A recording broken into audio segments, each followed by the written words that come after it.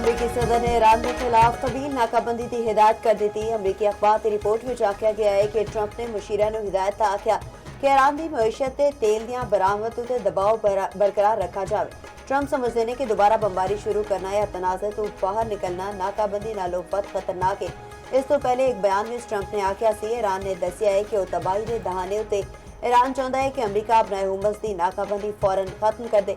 Iran के कोल एटमी हथियार होवे तो पूरी दुनिया यारकमाल बन जाएगी।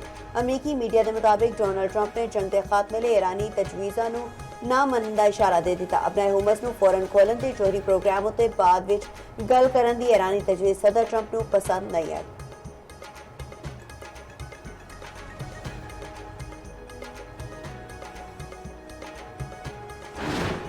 चार्ल्स मुत्तफिक ने ईरान में जोहरी हथियार हासिल नहीं करने दिते जाने की अमरीकी सदर डोनाल्ड ट्रंप का दावा है। व्हाइट हाउस बरतानवी बादशाह चार्ल्स के एहसास विच दिते गए इशाइये विच खिताब करते हुए ट्रंप ने आख्या असी मशरक़ी वस्ता विच थोड़ा बहुत कम कर रहे हैं।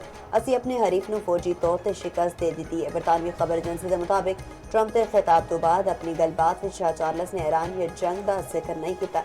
शाह चार्ल्स बरतानवी हुकूमत के तर्जमान नहीं ने वाशिंगटन विच बरतानी सफारतखाने ने बकिंघम पैलेस नाल राबता करने लई कह दिता। शाही महल वालों फौरी तौर पर कोई जवाब नहीं दिता गया।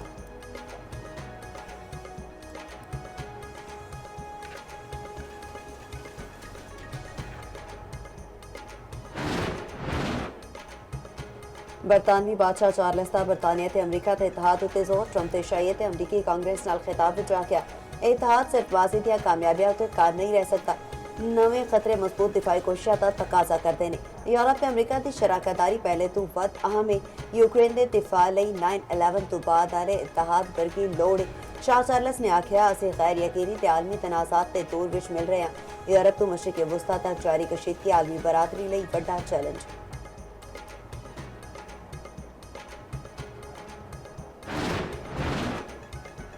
वज़ीर-ए-आज़म की ज़ेर सदारत वफाकी काबीना का इजलास कुछ देर बाद इजलास विच मुल्क की मुआशी सूरत हाल समेत अहम मामलात ज़ेर गौर आएंगे। खिते विच अमन के क़याम नाल मुतल्लिक पाकिस्तान दी कोशिशों बारे आगाह किया जाएगा। वज़ीर-ए-आज़म शहबाज शरीफ नाल वज़ीर रेलवे हनीफ अब्बासी की मुलाकात। वज़ीर-ए-आज़म नूं वज़ारत रेलवे के मुतल्लिका अमूर ते ब्रीफिंग। वज़ीर-ए-आज़म की रेलवे विच फ्रंट सर्विस नूं होर मौसर बनाने की अहमियत उत्ते जोर। पाकिस्तान रेलवे विच अवामी सहूलत ते महफूज सफ़र यकीनी बनाने की हिदायत। वज़ीर-ए-आज़म नाल वफाकी वज़ीर खालिद मगज़ी ते मुस्तफ़ा कमाल ते मुआविन ख़ुसूसी हारून अख्तर की भी मुलाकात। वज़ारत अमूर ते जारी मनसूबे की पेशरफ्त बारे आगाह किया गया।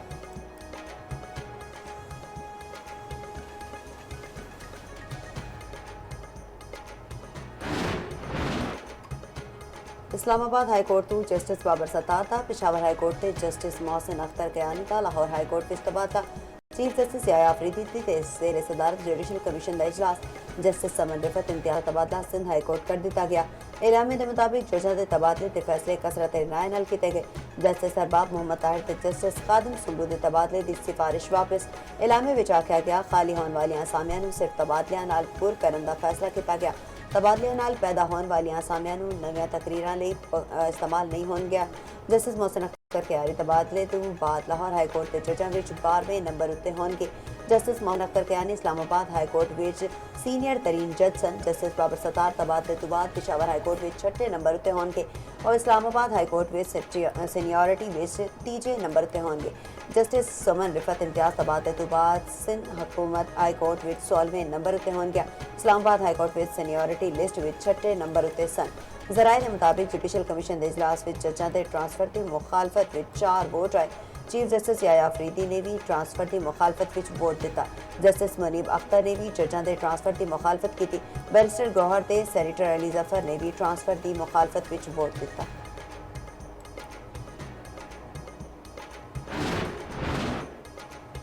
इस्लामाबाद हाईकोर्ट के जजा के ट्रांसफर तो बाद हुण तक नोटिफिकेशन जारी नहीं हो सकिया। जस्टिस मोहसिन अख्तर कयानी इस्लामाबाद हाईकोर्ट अपड़ गए। जस्टिस मोहसिन अख्तर कयानी की अदालत की काज लिस्ट की कोर्ट के बाहर ला दी गई। जस्टिस मोहसिन अख्तर कयानी का जुडिशल कमीशन के पिछले दिहाड़ लाहौर हाईकोर्ट विच तबादला किया गया।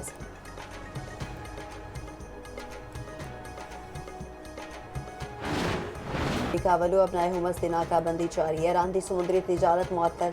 चाबहार विच 20 ਤੋਂ ਵੱਧ जहाज फंस गए। अमरीकी सेंटकॉम के मुताबिक नाकाबंदी के बायस 20 ਤੋਂ ਵੱਧ बहरी जहाज चाबहार बंदरगाह उत्ते मौजूद अपने हुमस की नाकाबंदी के दौरान 29 बहरी जहाज वापस मोड़ दिते गए।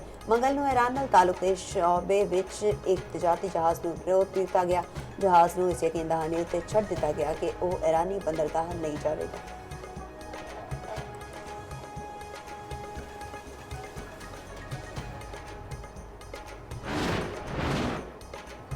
अमरीका वालों ईरानी जहाज़ों कब्जे में लैन उत्ते ईरान का अक़वाम मुतहिदा का एहतजाज।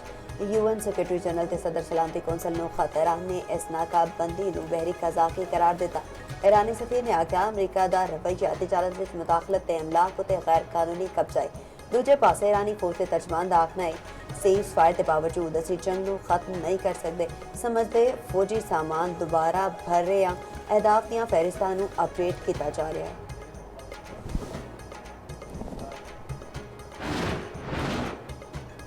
अरब रहनुमावां दे खलीजी मुल्कां ते उर्दन उत्ते ईरानी हमियां दी शदीद मजम्मत अपने हुमस ਨੂੰ 28 फरवरी तो पहले आली हैसियत उत्ते बहाल करने का मुतालबा। आलमी तिजारत गुजरगाह विच किसी भी किस्म के टैक्स का निफाज मुस्तरद। सऊदी वलीअहद मोहम्मद बिन सलमान की जेर सदारत खलीज तावन कौंसल का हंगामी मुशावरत इजलास। कतर, ओमान, UAE, बहरीन ते कुवैत के सरबराहान की शिरकत। एलामे के मुताबिक GCC रहनुमावां ने आख्या अरब मुल्कों उत्ते ईरानी हमले बैन अवी कवानीन की खिलाफ वर्जी ने। UN चार्टर के मुताबिक GCC रियासत अपने दिफा का हक रखने ने किसी एक रियासत उत्ते हमला सारिया रियासत उत्ते हमला तस्वर किया जाएगा। बहरान के खात्मे लिए सिफारती रास्ता अपनाने उत्ते जोर। तेल की फराहमी बरकरार रखने ते सप्लाई चेन में रुकावटां दूर करने उत्ते सी जोर।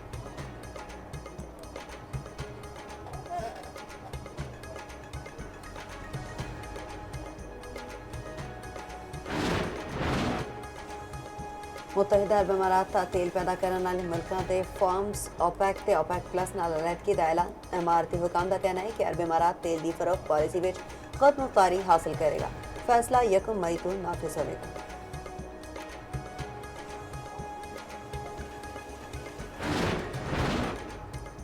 ईरान अमरीका मुज़ाकरात विच गैर यकीनी सूरत हाल। आलमी मंडी विच तेल दी कीमतां विच 2% तो वध वाधा। बरतानवी खाम तेल की कीमत $111.18 फी बैरल हो गया। अमरीकी खाम तेल भी वध के $104.33 की सतह पे आ गया।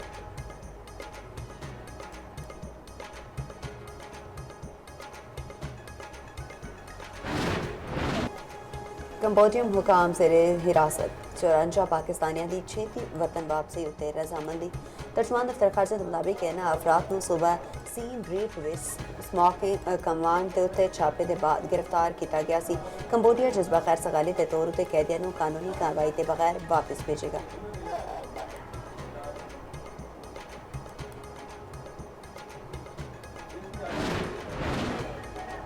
पाकिस्तान में भारतीय रियासती दहशतगर्दी ते नाकाबिले तरदीद शाहिद मंजर आम उत्ते भारतीय तरबियत याफ्ता दहशतगर्द अब्दुल मजीद की गिरफ्तारी ते बरामद मवाद ने पाकिस्तान में भारतीय रियासती दहशतगर्दी का पोल खोल दिता। DGISPR ने पहलगाम फौज फ्लैग के चंद दिन बाद काबिले तरदीद शाहिद दुनिया के सामने पेश किए। DGISPR का कहना सी भारत पाकिस्तान में दहशतगर्द नैटवर्क्स की सरपरस्ती कर रहा है। 7 तिहाड़ गुजरने के बावजूद भारत पाकिस्तान उत्ते लाए गए बेबुनियाद इल्जामात का एक भी सबूत पेश करने में नाकाम रहा।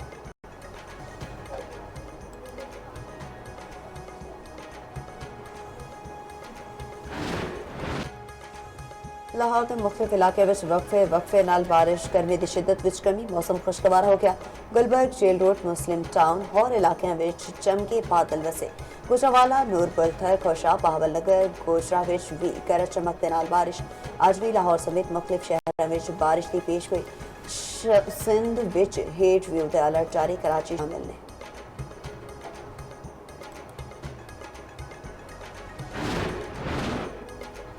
कल रात पीक टाइम विच पेन बिजली की पैदावार 6000 मेगावाट रही। कुछ पावर प्लांट्स ਨੂੰ मकामी गैस की फराहमी नाल बिजली पैदावार विच होर बेहतरी आई। तर्जमान पावर डिवीजन के मुताबिक पीक आवर्स विच 25 मिनट तो लेके 1 घंटे तक लोड मैनेजमेंट की गई। LNG दस्तियाबी ते पानी का अखराज वधन नाल रात के औकात का शॉर्टफॉल खत्म हो जाएगा।